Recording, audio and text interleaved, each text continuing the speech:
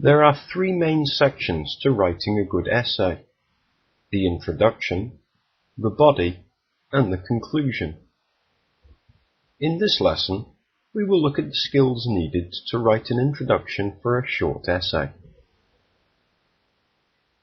For this lesson, we will use this topic. Older people should be looked after by their children, not the government.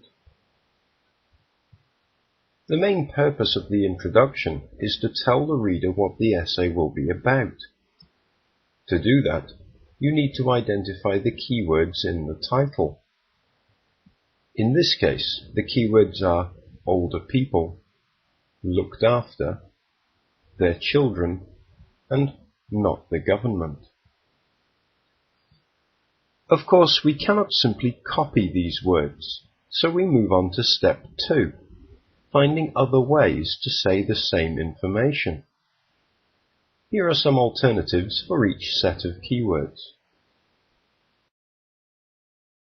We can now put a sentence together using our new keywords.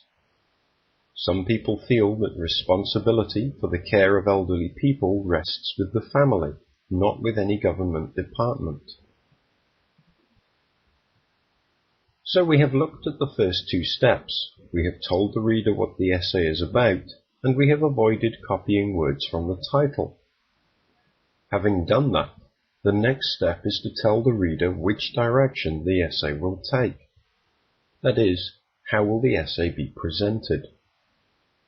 For example, we could add the following.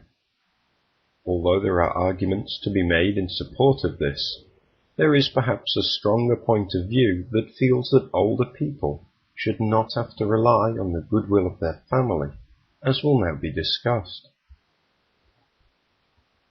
From this, we can tell that the writer plans to argue most strongly that care of the elderly should be left to the government.